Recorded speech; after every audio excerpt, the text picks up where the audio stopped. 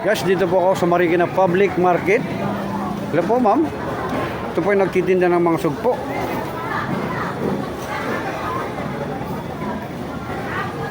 Ito po yung 1/4. 125 yung 1/4. Medyo may katasan kaunti. Pero masarap yan. Iba-iba ho, depende sa laki.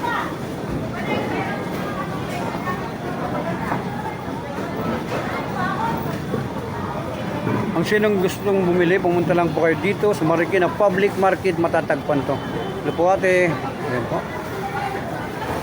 Ito yung alimasag, ano? Ayan, ang lalaking alimasag.